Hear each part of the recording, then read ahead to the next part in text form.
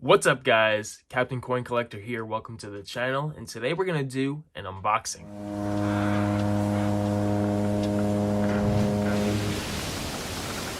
What's up, guys? Hope you're having a good day. I just got this in the mail and I'm gonna open it in front of you guys. So recently I bid on an item at Big Flip Coins auction and I won something. So he had an auction for a full book of the 1938 through 1961 nickels. And I decided to place a bid on it, and I got it for $31 plus $9 in shipping. So $40 is all I spent on this completed book of nickels. So we're gonna open it up and take a look. And if you want to check out Big Flip Coins channel, I'll leave a tab up in the top right corner for you to check it out. But anyway, guys, let's open this thing up and see exactly what we bought.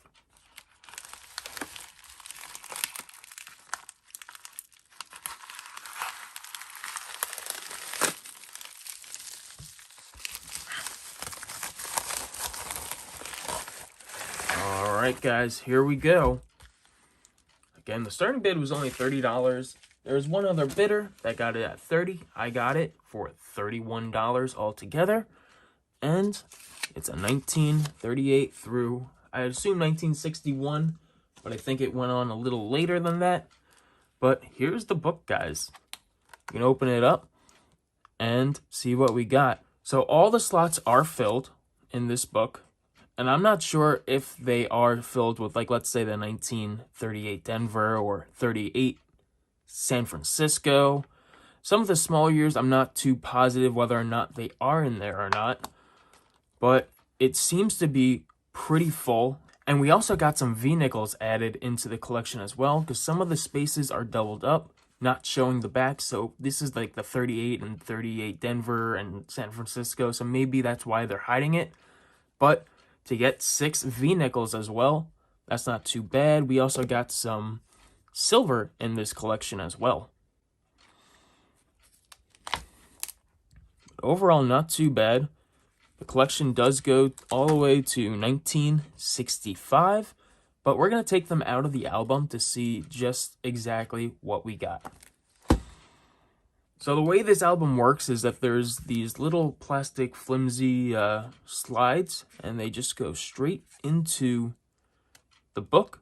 You slide them out, and that's how you get the coins to stay in there. So we can just slide this one out, and then take them out, see what we got. Alright, guys, so I have you set on my microscope so we can take a deeper dive into these coins. So we'll begin at the top of the album and work our way down. So here's that first coin. We got a 1938, and it is just a Philadelphia because there is no mint mark on the back in the right-hand corner of the Monticello. So a basic 1938. In the 1938 Denver spot, this is the coin we received. It is also a 1938. And we can flip it over to see that there is a Denver mint mark. Only 5.4 million of these coins were minted. Moving on to 1938 San Francisco, we did get a 1938 there. And we flip it over, and there is a San Francisco mint mark, and only 4.1 million of these coins were minted. So pretty good in the semi-key date and key date area. Moving on to the 1939, should be a Philadelphia, so you won't see the mint mark on the back. And there is no mint mark, so this slot is correct as well.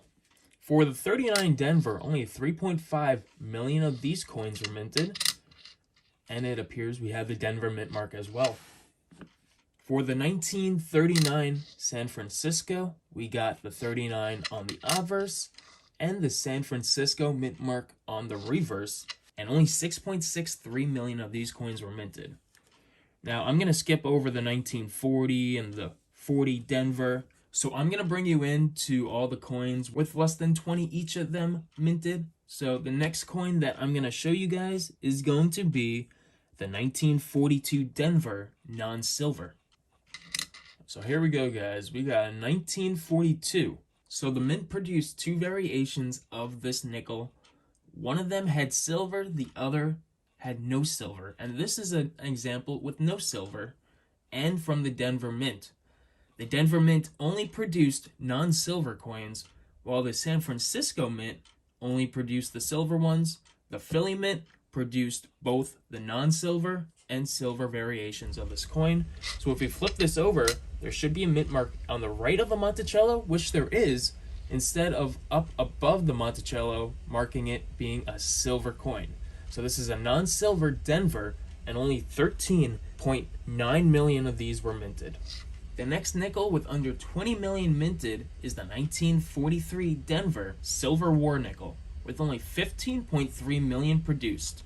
Now, the mint produced 11 total of these silver coins, the 42 Philadelphia and San Francisco, as well as the 43, 44, and 45 Philadelphia, Denver, and San Francisco. So 11 total coins were made out of silver for the nickels. So here's the year 1943, and if we flip it over, the Denver mint mark will be above the Monticello, meaning that it is a silver nickel. Now these nickels contain 0.0321 ounces of silver, and at the current price of silver in December of about $22.75, each one of these nickels is worth $1.28 just alone in its silver value, meaning you can get about 25 times the face value of these coins if you find one in circulation and only pay 5 cents for it. If you want to learn more about the war nickels, I'll leave a tag posted in the top right corner where I posted a video focusing on the 1942 to 45 war nickels.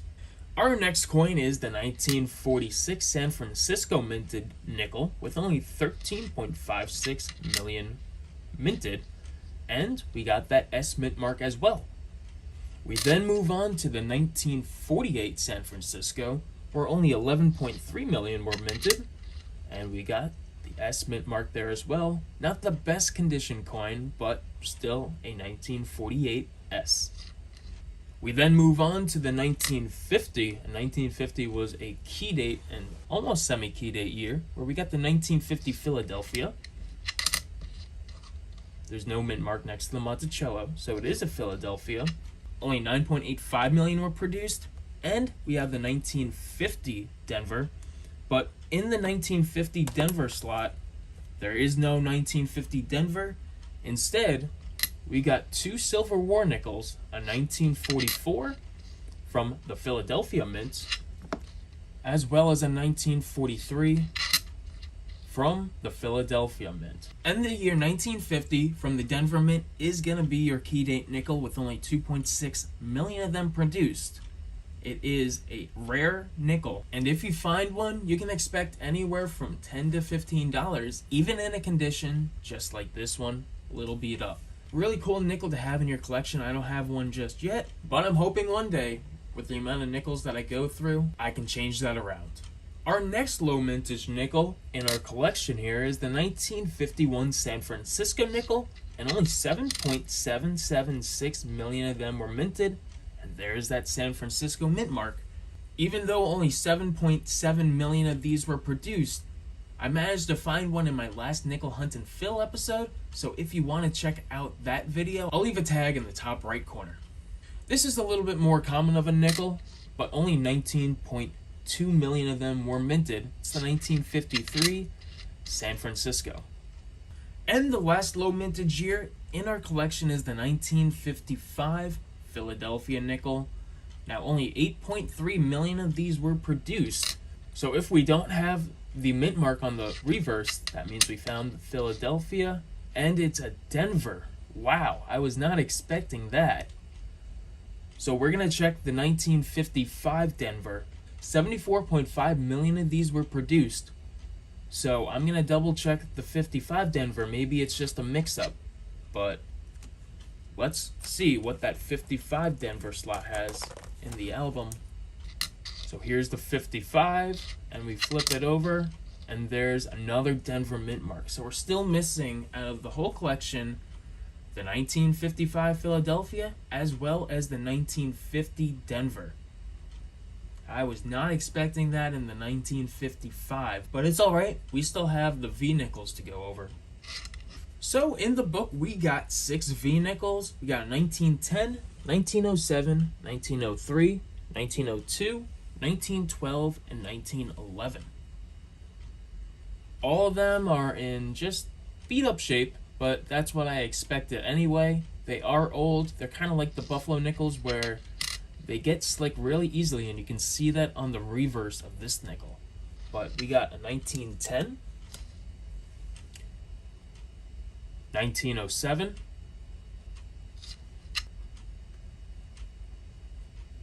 1903, 1902, where the 2's kind of fading out. The back is pretty slick as well. In 1912, probably the best condition back I've seen out of all of them so far. And last but not least, a 1911.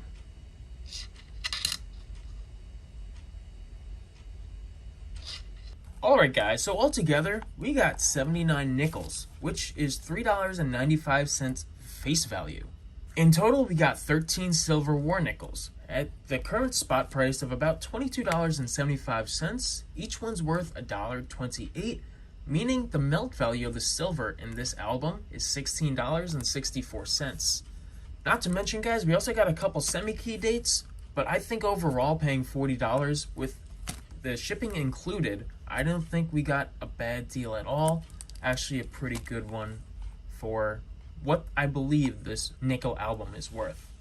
So I hope you guys enjoyed this nickel unboxing. I know I had a good time going through the coins that I just purchased. Even though we're missing a couple dates, I did know we were missing that 1950 Denver going into the auction. Not the 1955, but overall, I'm pretty happy with all the coins and the condition of the coins in this album. So thank you very much, Big Flip Coins. Don't forget to check out his channel. If you want the chance to bid on cool items like this, definitely go and check out his channel. He does auctions every week on his live streams.